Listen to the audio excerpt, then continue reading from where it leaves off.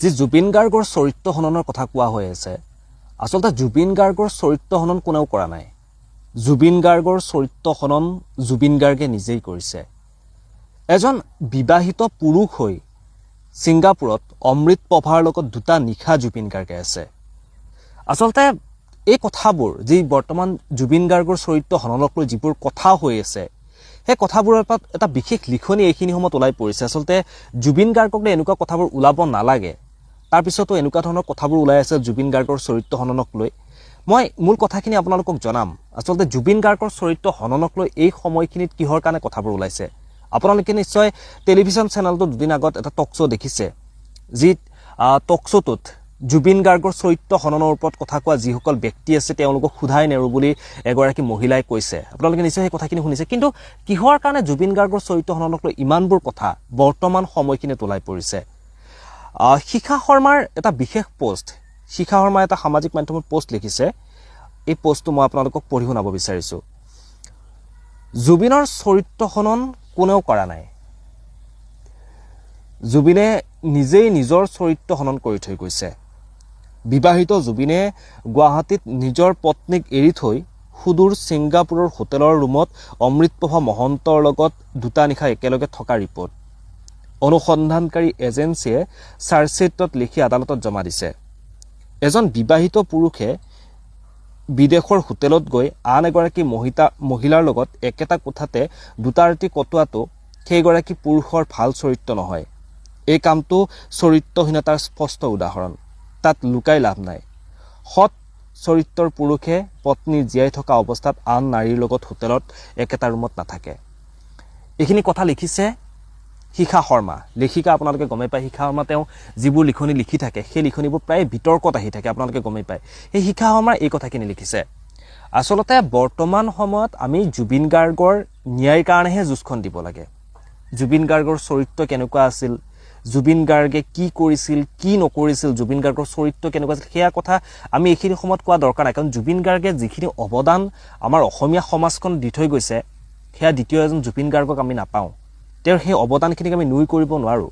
আৰু সেই জুবিন গাৰ্গ আজি তেওঁ থকা অৱস্থাতো একাংশ মানুহে তেওঁক বদনাম কৰিলেই। প্ৰত্যেক সময়তে তেওঁক বদনাম কৰিবৰ কাৰণে চেষ্টা কৰিলে, তেওঁৰ চৰিত্ৰ হানি কৰিবৰ কাৰণে চেষ্টা কৰিলে, যে জুবিন গাৰ্গৰ চৰিত্ৰ এনেকুৱা, জুবিন গাৰ্গৰ চৰিত্ৰ তেনেকুৱা। আৰু আজি জুবিন গাৰ্গ নথকা অৱস্থাতো, তেওঁ নথকাৰ এই সময়খিনিতো একাংশ মানুহে সেই জুবিন গাৰ্গৰ চৰিত্ৰক লৈ প্ৰশ্ন কৰি আছে। জুবিন গাৰ্গৰ চৰিত্ৰৰ পৰা তেওঁ চৰিত্ৰ হনন কৰিবৰ কাৰণে চেষ্টা কৰি আছে। ছিংগাপুৰত অমুকৰ লগত আছিল, ছিংগাপুৰত তমুকৰ লগত আছিল। গতিকে ৰিকুৱেষ্ট কৰিছোঁ। আৰু আপোনালোকে দেখা পাইছে গৰিমা গাৰ্গৰ বৰ্তমান যি অৱস্থা, প্ৰায়ে তেওঁ অসুস্থ হৈ থাকে, প্ৰায়ে অসুস্থ হৈ থকা তেওঁক দেখিবলৈ পোৱা যায়। এইখিনি সময়ত অন্ততঃ সেই পৰিয়ালটোক, জুবিন গাৰ্গৰ পৰিয়ালটোক অন্ততঃ শান্তিত থাকিবলৈ দিয়ক। মানুহজনে অসমখনৰ কাৰণে বহুত কৰিলে, অসমবাসী ৰাইজক বহুত কিবা কিবি দি থৈ গ'লে। সেই মানুহজনক আপোনালোকে যিহেতু প্ৰত্যেকে ভাল পায়, গতিকে এই কথাবোৰ বৰ্তমান সময়খিনি নোলাব। তেওঁ থকা সময়খিনিতো যি সন্মান তেওঁ পাব লগা আছিল, হয়তো ক'ৰবাত এনেকুৱা লাগে যেন সেই সন্মানখিনি তেওঁ সেই থকা সময়খিনিত পোৱা নাছিল। আৰু এতিয়া নথকাৰ সময়খিনিত অন্ততঃ তেওঁৰ চৰিত্ৰক লৈ এনেধৰণৰ কথাবোৰ প্লিজ নক'ব, ৰিকুৱেষ্ট কৰিছোঁ। আমাৰ বৰ্তমানৰ যুঁজখন হৈছে জুবিন গাৰ্গৰ ন্যায়ৰ পক্ষত। জুবিন গাৰ্গে ন্যায় পাবই লাগিব, তেওঁ ন্যায় পাব, আমি আশা কৰিছোঁ। এই ভিডিঅ'টোৰ পৰা ইমানতে বিদায় লওঁ। পুনৰ লগ পাম এনেধৰণৰ কিছু নতুন নতুন খবৰে। ধন্যবাদ। ভগৱানৰ ঘৈণীক যে ভগৱানে হয় দেখাই দিলে আজি প্ৰমাণ। পাৰিবি তই তোৰ ঘৰটো ধান হলে দিবলৈ, পাৰিবি দুখীয়া মানুহক সহায় কৰিবলৈ। তোৰ নিচিনা এজনী চৰিত্ৰহীন দালাল মাইকী হৈ পেলাই তই আজি মাইকী মানুহজনীৰ ওপৰত প্ৰশ্ন উঠা। তই কেনেকুৱা মাইকী হাৰাম যাবি। আজি চাহ জুবিন দা ক'ত ভগৱানৰ যে ঘৈণীয়েক প্ৰমাণ কৰি দেখালে। তেওঁ মাটি সম্পত্তি একো নালাগে, নিজৰ ভগৱানজনীকে হেৰুৱালে তেওঁ। আজি আমি ভগৱানজনক হেৰুৱালো। চৰিত্ৰত ধৰি কথা কোৱা কেইটাক কৈছো। আজি অমৃত প্ৰভা, শেখৰ শ্যামকানু মহন্ত, সেইবিলাক দুখী নহয়, বেচাৰা হৈ গ'ল, বিচাৰা হৈ গ'ল। তাহাঁতি বিচাৰা হৈ গ'ল, তাহাঁতক শাস্তি দিছে। কি শাস্তি পালে আজি, কি ন্যায় পালে জুবিন দাই এতিয়ালৈকে? চাহ কিমান মহান ভগৱানৰ পত্নীয়ে আজি দান দিছে, ঘৰেই নালাগে তেওঁ। আৰু কি প্ৰমাণ দিব তহঁতক? কি চৰিত্ৰ লৈ মহাভাৰত লিখিছ তই? মহাভাৰত লিখি পেলাই এৱাৰ্ড পাবি নেকি? একো ঘেণ্টাও কৰিব নোৱাৰো। ভগৱানৰ পত্নী ভগৱানৰ পত্নী ৰূপে থাকিব। আৰু গৰিমা বৌ, আমি জানো জুবিন দাই যে ন্যায় নাপায়, আমি জানো। কিন্তু ভগৱান যে তেওঁক সদায় পুজিয়ে থাকিম, আমাৰ আত্মাৰ পৰা কেতিয়াও যাব নোৱাৰে। আৰু নতুন বছৰত গৰিমা বৌ আৰু জুবিন দালৈ নতুন বছৰৰ শুভেচ্ছা থাকিল। জয় জুবিন দা। বেছি কথা ক'বলৈ নাযাওঁ। ৰাইজ বৰ দুখেৰে কওঁ, আজিৰ পৰা হয়তো জুবিন গাৰ্গ সন্দৰ্ভত মই আৰু কোনো কথা ব্যক্ত নকৰোঁ। কাৰণ জুবিন গাৰ্গে ন্যায় পাবনে নাই সেইটো আপোনালোকে নিজেই বুজি পালে। যিকেইজন ব্যক্তিয়ে জুবিন গাৰ্গৰ কাৰণে লাগি আছে, তেওঁলোকৰ জীৱনলৈ ভয় ভাবুকি আহিছে, শত্ৰুতা বৃদ্ধি হৈছে, তাৰ পাছতো কিন্তু তেওঁলোকে লাগি গৈ আছে।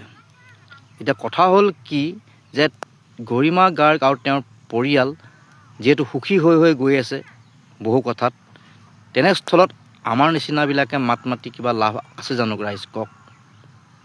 গতিকে এই দুখটো অন্তৰত পাইছোঁ। আৰু এটা কথা কওঁ, জুবিন গাৰ্গৰ কাৰণে কোনোবা মৰি গৈছে, জুবিনৰ মৃত্যু সহ্য কৰিব নোৱাৰি নিজেই মৰি গৈছে, সেইজন কিন্তু বহুত ডাঙৰ প্ৰেমিক জুবিন গাৰ্গৰ। কোনোবাই ছিংগাপুৰত গৈ কেছ দিছে, সেইজন কিন্তু জুবিন গাৰ্গৰ ডাঙৰ প্ৰেমিক। আৰু স্বয়ং মই নিজে এৰেষ্ট হৈছিলোঁ জুবিনৰ কাৰণে মাত মাতি।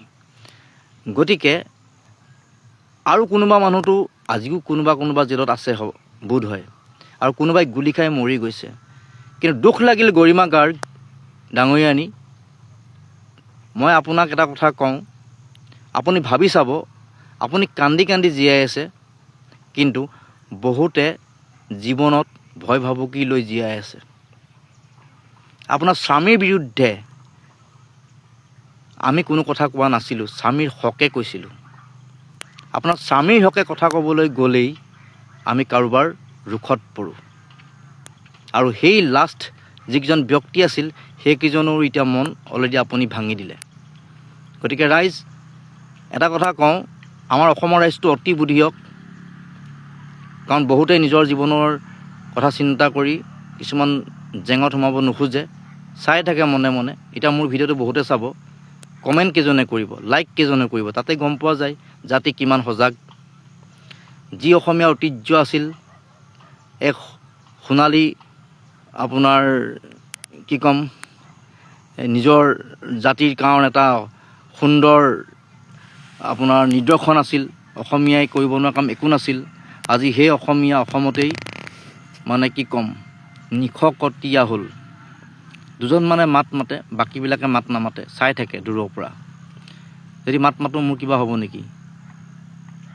তাৰ মাজতো কেইজনমানে মাত মাতিছিল, আৰু সেইকেইজন নিঃসন্দেহে গৰিমা গাৰ্গতকৈ ডাঙৰ প্ৰেমিক জুবিনৰ, যি পৃথিৱীত নাই, যি জুবিনৰ কাৰণে কেছ দিছে ছিংগাপুৰত গৈ, আৰু যি এৰেষ্ট হৈছে, আৰু যি এৰেষ্ট হৈ আজিও আছে। এই কথাখিনি ৰাইজে অলপ ভাবিব। আৰু ৰাইজ এটা কথা কওঁ, নিজৰ ঘৰত যেতিয়া জুই লাগে তেতিয়া তাৰ উত্তাপটো গম পোৱা যায়। আপোনালোক কিছুমানে মনে মনে আছে মই জানো, থাকিবলৈ বাধ্য হৈছে, ভয় কৰে। কিন্তু এটা কথা মনত ৰাখিব, নিজৰ ঘৰত যেতিয়া জুই লাগিব নহয়, তেতিয়া কিন্তু সেই উত্তাপে দহি আপোনাৰ ওচৰত থকা কিজনকো দহিব। সেয়ে মই বাৰে বাৰে কওঁ, মাওখে উঠিলে গুৰি পৰুৱাৰ মৰণ নাই। জাতিটো এক হ'বৰ হ'ল, এটা সুন্দৰ শৌৰ্য বীৰ্য থকা জাতি আজি দুপইচা ক'ৰবাত পালেই সৰহসংখ্যক গৰিষ্ঠ সংখ্যকে আপোনাৰ কি হৈ গ'ল, বিক্ৰী হৈ গ'ল। এই কথাটো ভাবিলে মোৰ বৰ দুখ লাগে। সেয়ে মই ৰাইজ এটা কথা কওঁ, আজিৰ পৰা ময়ো এই যুদ্ধখনত আৰু বেছি লাগি নাথাকোঁ, কাৰণ মোৰ বহু বন্ধুৱে কৈছে, ঘৰৰ মানুহে যেতিয়া সন্তুষ্ট হৈছে, তুমি মই যুঁজিটো লাভ নাই। বহুতৰ লগত কথা পাতিলোঁ, আৰু শেষত এটা কথাই কওঁ, জুবিন গাৰ্গক আমি আমাৰ হিয়াৰ মাজত জীয়াই ৰাখিম, কাকো ভয় নকৰোঁ। যিটো সময়ত কেতিয়াবা ক'বলগীয়া কিবা এটা থাকে, বিশেষ কথাত আমি মাত মাতিবলগীয়া হ'লে মাতিম, কিন্তু বেছিকৈ আৰু মই পষ্ট দি নাথাকোঁ। ইমানকে ক'লোঁ, দুখেৰে ক'লোঁ। ৰাইজ খালি আপোনালোক সাৱধান হ'ব। জয় আই অসম। SIT है सो यस सो সেই কেছটো যিহেতু কেছটো হৈছিলে এনি অফেন্স যিটো আপোনাৰ 1 জুলাই 2024 পিছত হৈছে, নতুন আইন কেইখন প্ৰযোজ্য। সো সেই কেছটো তদন্ত নতুন আইনৰ অধীনতে কৰা হৈছিল। আমি SITয়ে গোটেই কেছটো তদন্ত কৰি যিমান সাক্ষী প্ৰমাণ আছিল সেইখিনি বিবেচনা কৰি আমি ইতিমধ্যে চাৰ্জশ্বিট কোৰ্টত দাখিল কৰিছোঁ। এতিয়া কোৰ্টটো আদালতৰ কেছটো আদালতৰ ওচৰত আছে ট্ৰায়েলৰ শুনানিও সেশ্যন CJM কোৰ্টৰ পৰা কেছটো সেশ্যনছ কোৰ্টত ইতিমধ্যে কমিটো হৈ গৈছে গতিকে কেছটো সাবজুডিস আছে আৰু কেছটোৰ এতিয়া আদালতে বিচাৰ কৰিব আৰু তাত মই এতিয়া কমেণ্ট কৰা উচিত নহয় BNSত আমি যদি কনভিকশ্যন ৰেট চাওঁ our conviction rate is almost 50% plus so' more than 50% কেছত আমি কনভিকশ্যন পাইছোঁ যিমান BNS কেছত ট্ৰায়েল সম্পূৰ্ণ হৈ জাজমেণ্ট পোৱা গৈছে ডেফিনেটলি IPCত চাওক আমাৰ যদি IPCৰ এই পিৰিয়ডটোত আমি IPC কেছবিলাকো লওঁ বিকজ এতিয়া ট্ৰায়েলত পুৰণা কেছবিলাকো আহি আছে যিখিনি আগত IPCত আছিল গোটেইখিনি ল'লে আমাৰ কনভিকশ্যন ৰেটটো প্ৰায় 26% কিন্তু যদি অকল আমি BNSৰ কেছবিলাকৰ কনভিকশ্যন লওঁ সেইটোত অলমোষ্ট 52% চ' ডাবল হৈছে আমাৰ I think it will be because that সেইখিনি ডেটা মই বেলেগ ষ্টেটৰ চাব লাগিব বাট মোৰ general believe date definitely conviction ৰেটটো নতুন এক্টত বেছি হ'ব কাৰণ চাইণ্টিফিক ইনভেষ্টিগেশ্যনত গুৰুত্ব দিয়া হৈছে এতিয়া আগতে ক্ৰাইম চিনত ফৰেনচিক এক্সপাৰ্ট যোৱাটো বাধ্যতামূলক নাছিলে এতিয়া ক্ৰাইম চিনত ফৰেনচিক এক্সপাৰ্ট যোৱাটো বাধ্যতামূলক ভিডিঅ'গ্ৰাফি কৰাটো বাধ্যতামূলক সাৰ্চ এণ্ড চিজাৰ প্ৰচিজিয়ৰটো ভিডিঅ'গ্ৰাফি কৰাটো বাধ্যতামূলক যেতিয়া এইখিনি হ'ল এভিডেন্স কালেকশ্যনটো খুব একুৰেটলি হ'ব লাগিব চ' সেইটোৰ কাৰণে নিশ্চয় কনভিকশ্যন ৰেটটো বাঢ়িব এটা ব্যতিক্ৰমী প্ৰকল্প অৰ্থাৎ প্ৰজেক্ট যাৰ নাম দিছোঁ প্ৰজেক্ট জুবিনলেণ্ড কিছুদিন ধৰি আপোনালোকে মোৰ ভিডিঅ'সমূহ চাই আছে খুব মৰম লগাকৈ আশীৰ্বাদ কৰি আছে ভাল ভাল কমেণ্ট মেছেজেছ তথা কল কৰি পেলাই সাহস দি আহি আছে অসমৰ বিভিন্ন প্ৰান্তৰ পৰা আচলতে মেছেজেছ কলছ আদি কমেণ্টছ সকলো ধৰণৰ আচলতে সাহস আপোনালোকৰ পৰা পাই আহিছোঁ মই চিৰকৃতজ্ঞ সেইটোৰ কাৰণে আৰু ঘটনাটো হৈছে এতিয়া বিভিন্নজন মানুহে আচলতে যোগাযোগ কৰি পেলাই এটাই কথা কৈ আছে যে চিৰঞ্জীৱ কিদৰে সহায় কৰিব পাৰোঁ কেনেকৈ বিচাৰা কি কৰিলে ভাল হ'ব দিহা পৰামৰ্শ আদি গোটেইখিনি বিভিন্ন প্ৰান্তৰ পৰা ৰাইজৰ আচলতে মৰম আৰু উৎসাহ লগতে সাহস ভাল লাগিছে আচলতে মই সদায় কৈ আছিলোঁ আমাৰ মই বুলি কেতিয়াও মই কোৱা নাছিলোঁ আমাৰ মানে অসমৰ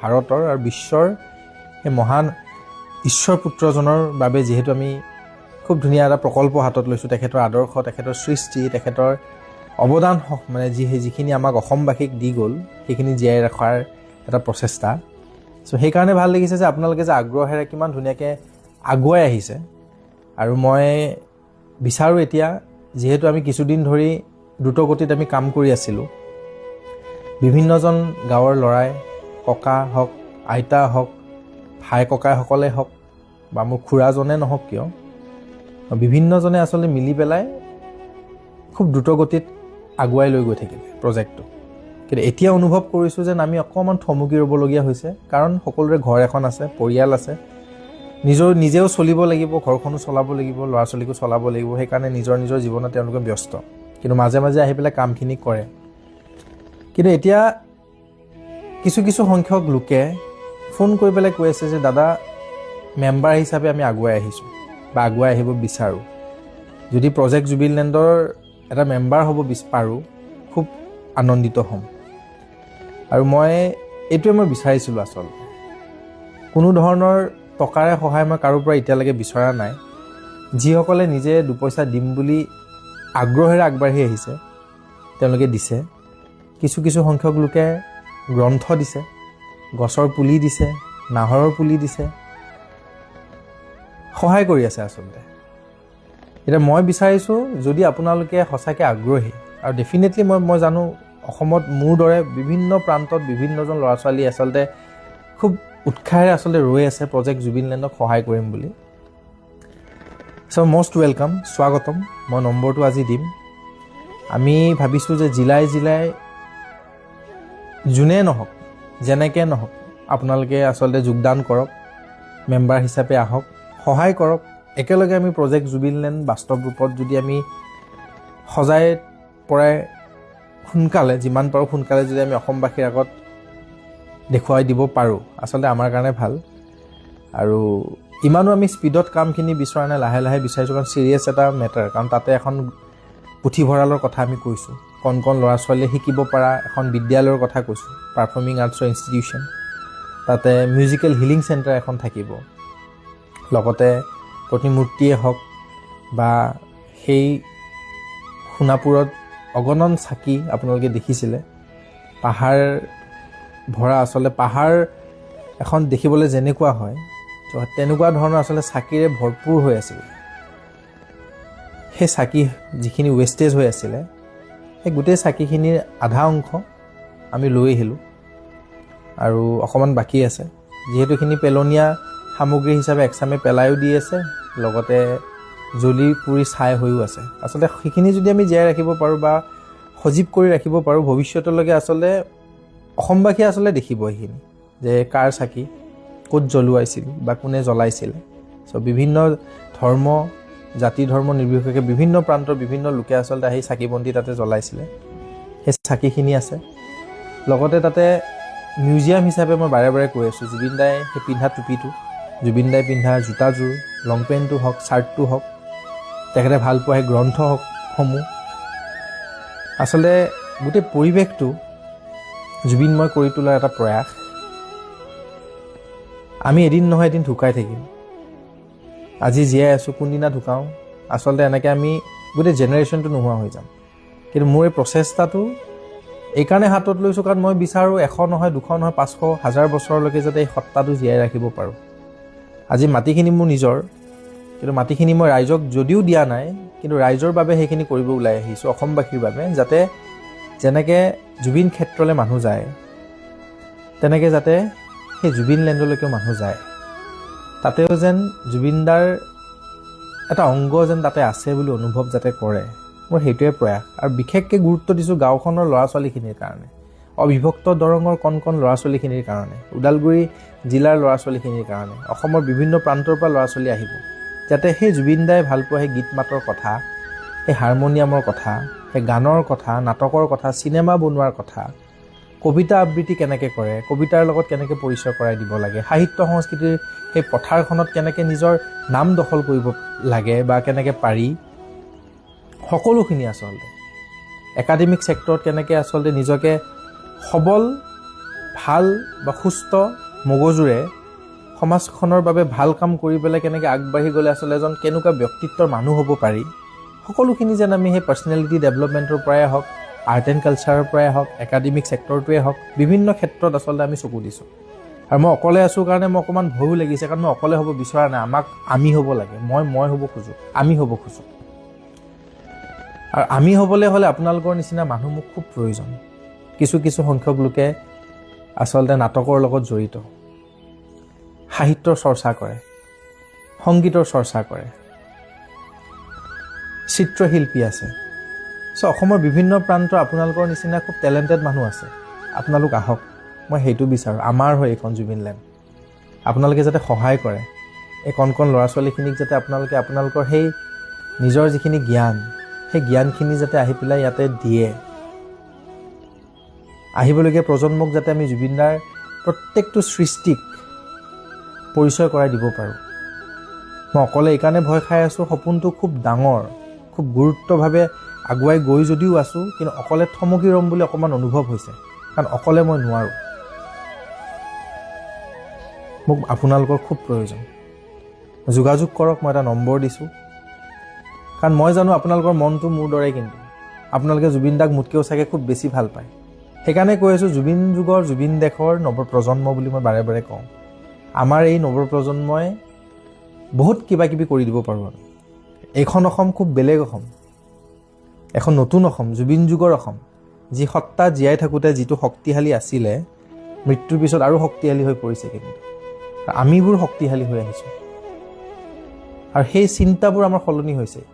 সমাজখনৰ প্ৰতি দায়বদ্ধ হৈছোঁ আমি, সমাজখন সলাম বুলি আমি আগবাঢ়ি আহি আছোঁ, কিন্তু সুযোগ লাগে। কেমেৰাৰ আঁৰত খুব মৰম লগা ল'ৰা এজন আছে, নাম কুণাল আগৰৱাল, গুৱাহাটীৰে ল'ৰা। সেই ল'ৰাজনে নিজে যোগাযোগ কৰি পেলাই আচলতে মোৰ ওচৰলৈকে আহিছে, দাদা ময়ো বিচাৰোঁ আপোনাক সহায় কৰিবলৈ, টকাৰে নহ'লেও আচলতে মনোবল তথা নিজে ফিজিকেলি যাতে আপোনালোকৰ লগত থাকিব পাৰোঁ, মোক সেইটোৱে লাগে।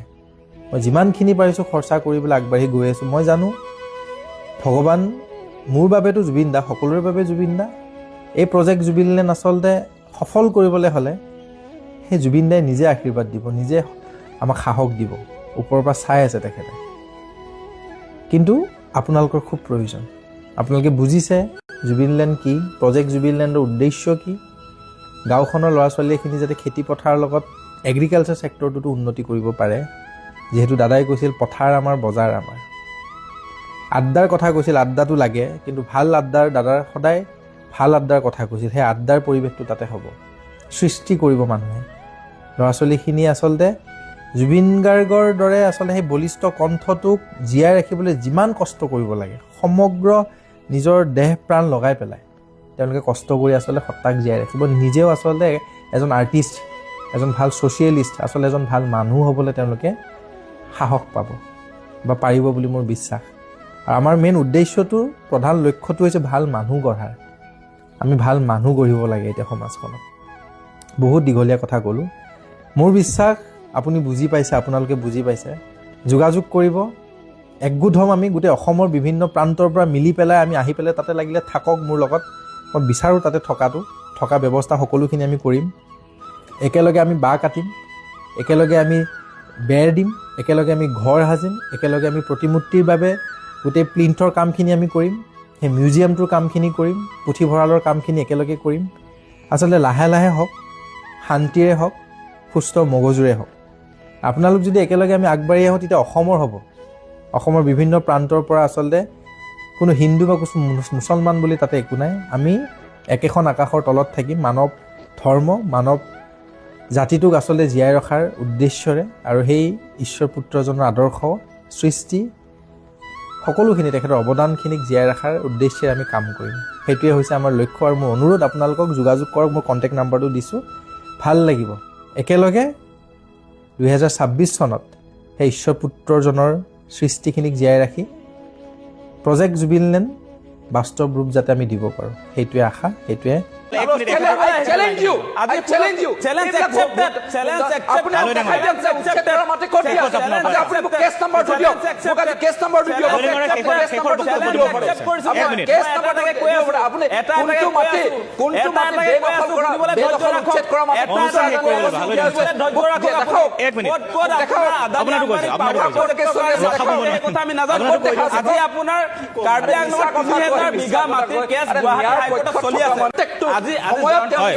জয়ন্ত গোস্বামী ডাঙৰীয়া উত্তৰটো শুনিব।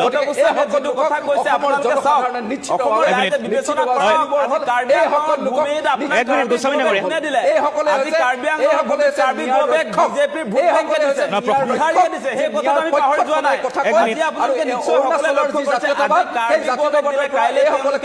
ঠিক আছে,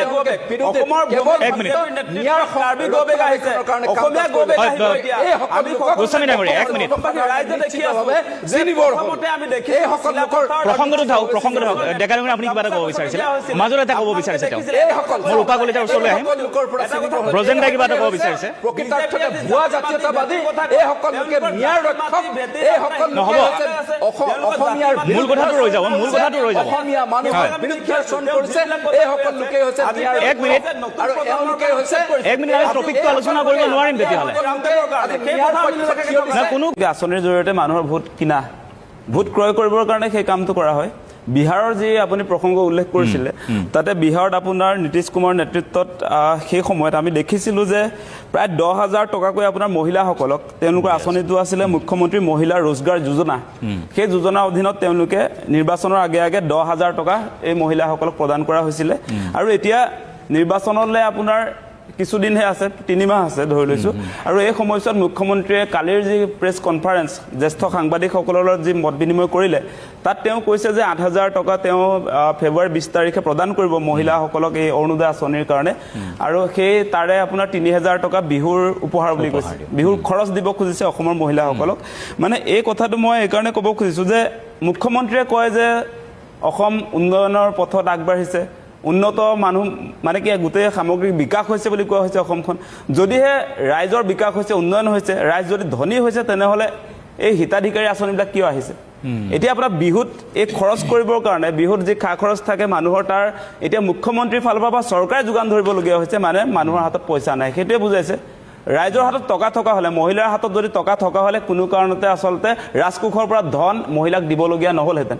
আৰু সেইকাৰণে ৰিজাল্ট আহিছে আপোনাৰ যে সামগ্ৰিক বিকাশৰ ক্ষেত্ৰত, ছাষ্টেইনেবল ডেভেলপমেণ্টৰ ক্ষেত্ৰত দেশৰ 34খন ৰাজ্যৰ ভিতৰত অসমৰ স্থান আপোনাৰ 29 নম্বৰত, মানে 29 নম্বৰত আছে।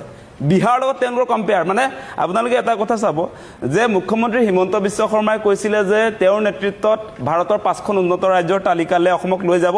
এতিয়া মুখ্যমন্ত্ৰী হিমন্ত বিশ্ব শৰ্মাৰ নেতৃত্বত ভাৰতৰ দুখীয়া 5খন ৰাজ্যৰ তালিকাত ইতিমধ্যে আমাৰ অসমৰ অন্তৰ্ভুক্ত হৈছে। সেইটো ভাৰতবৰ্ষৰ প্ৰধানমন্ত্ৰীৰ অৰ্থনৈতিক উপদেষ্টা কমিটিয়ে সেই প্ৰতিবেদন দাখিল কৰিছে। গতিকে এই কথাবিলাকত প্ৰমাণ হৈছে। আপুনি এটা কথা চাওক, ফ্ৰীকে যেতিয়ালৈকে দি থাকিব তেতিয়ালৈকে মানুহ কেতিয়াও ডেভেলপ নহয়।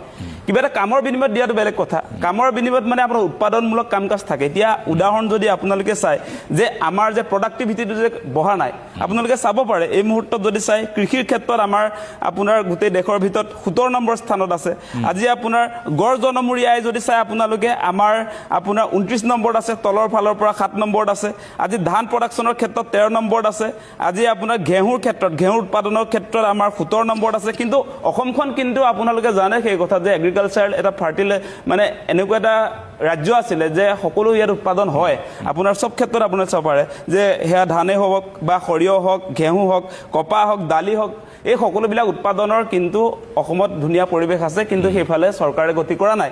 আজি আপোনালোকে জানে সেই কথা যে অসমত 3বাৰ খেতি কৰিব পৰা এটা ব্যৱস্থা কৰিবলৈ আমি কৈ আছিলোঁ যে উপযুক্ত যদি আপোনাৰ পানী যোগানৰ ব্যৱস্থা থকা হ'লে অসমত সঁচা সঁচিকে বিজেপিয়ে কোৱাৰ ধৰণে পথাৰৰ আমাৰ বজাৰৰ আমাৰ হ'লহেঁতেন, কৃষি বিপ্লৱ সূচনা হ'লহেঁতেন। আৰু যেতিয়া কৃষি বিপ্লৱ সূচনা হ'ব তেতিয়াহে আপোনাৰ আমাৰ জনমূৰি আয়টো বাঢ়িব। এতিয়া আপোনাৰ আঁচনি যদি দি থকা হয়, সকলো মানুহক যদি হিতাধিকাৰী বনাই থকা হয়, তেতিয়াহ'লে অসম কেতিয়াও মুখ্যমন্ত্ৰী হিমন্ত বিশ্ব শৰ্মাৰ নেতৃত্বত ভাৰতৰ 5খন উন্নত ৰাজ্যৰ তালিকাত সেই কথা কেতিয়াও নাহে। কৰ্মবিমুখতা বাঢ়িছে। এতিয়া আপোনালোকে দেখিব গাঁৱলৈ যদি আপোনালোকে গৈ কেতিয়াবা চাই, তেতিয়া দেখিব যে তাত যিবিলাক আগৰ কৃষক আছিলে তেওঁলোকে আজিকালি খেতি কৰিবলৈ এৰি দিছে। কাৰণ এতিয়া আপোনাৰ ফ্ৰী চাউল যদি দি থকা হয় তেতিয়াহ'লে জাতিটো কেতিয়াও আগবাঢ়ি নাযায়, সেইটো স্পষ্ট কথা। আৰু আপোনালোকে এটা কথা দেখিব যে মুখ্যমন্ত্ৰী হিমন্ত বিশ্ব শৰ্মাই তেওঁ যেতিয়া মুখ্যমন্ত্ৰী হিচাপে দায়িত্ব ল'লে, তাৰ পাছত তেওঁ এই 4টা বছৰ হৈছে, 5টা বছৰ ভৰি দিছে। এতিয়ালৈকে তেওঁ অকলে আচলতে আপোনাৰ তেওঁৰ মুখ্যমন্ত্ৰীত্বৰ দিনত 88,274 কোটি টকাৰ ঋণ লৈছে। আৰু আপোনালোকে যদি কম্পেয়াৰ কৰি চাই, স্বাধীনতাৰ পাছত 1947 পৰা 2021 চনলৈকে সৰ্বানন্দ সোণোৱাল মুখ্যমন্ত্ৰী থকালৈকে টোটেল ঋণ আছিলে অসমৰ আপোনাৰ 89,709 কোটি টকা। আৰু মুখ্যমন্ত্ৰী 4 বছৰতে একদম প্ৰায় 90। এতিয়া এই 2-3 মাহৰটো মই হিচাপ কৰাই নাই, সেইটো ক'লে আপোনাৰ তেওঁ অকলে 4 বছৰতে এটা ৰেকৰ্ড গঢ়িছে ধাৰ লোৱাৰ ক্ষেত্ৰত, ঋণ লোৱাৰ ক্ষেত্ৰত। গতিকে এই মুহূৰ্তত আপোনাৰ অসমৰ ঋণৰ পৰিমাণ হৈছে 1,77,983.2 কোটি টকা। গতিকে এনেকৈ কিন্তু ধাৰৰ পৰিমাণটো বাঢ়ি গৈছে। আৰু এই মুহূৰ্তত মুখ্যমন্ত্ৰীয়ে ক'ব যে তেওঁ ধাৰ মৰাৰ কেপাচিটি তেওঁৰ চৰকাৰৰ আছে, সেই কথাটো কয় সাংবাদিকক। কালিও কৈছে যে তেওঁ ঋণ লৈছে কাৰণ তেওঁ ধাৰটো পৰিশোধ কৰিব পাৰে। কিন্তু এটা কথা আপোনালোকে মনত ৰাখিব যে এই কংগ্ৰেছৰ বিৰুদ্ধে প্ৰথম কেম্পেইনটো আহিছিলে, কিন্তু কংগ্ৰেছে ডুবাই পেলালে, ঋণ লৈ গোটেই অসমৰ পৰিৱেশ শেষ কৰি পেলালে বুলি কোৱা হৈছিলে। তেতিয়া কিন্তু ইমান পৰিমাণৰ আপোনাৰ ধাৰ লোৱা হোৱা নাছিলে। তাৰ পাছতো কিন্তু এই মুহূৰ্তত তেতিয়াও কিন্তু চৰকাৰে আপোনাৰ ঋণটো পৰিশোধ কৰিব লাগিব। কিন্তু আমাৰ ক'ত ক্ষতি হ'ব? এতিয়া বাইদেৱে অলপ উল্লেখ কৰিছিলে কথা বতৰাবিলাক যে ঋণ লোৱাৰ পাছত তেওঁ কৈছে ডাইৰেক্টলি যদিও আমি ৰাইজে সেই ঋণ পৰিশোধ নকৰোঁ, তথাপি আপোনালোকে জানে যে আমাৰ কৰকাতলৰ টকাৰে ঋণ পৰিশোধ কৰিব লাগিব। এতিয়া টোল গেটবিলাক যে হৈছে, এতিয়া আপুনি যদি বঙাইগাঁৱৰ পৰা একেবাৰে আপোনাৰ উজনি অসমলৈ যায়, তেতিয়া প্ৰায় 1200তকৈ বেছি টকা আপোনাৰ এই টোল টেক্স দিব লাগিব।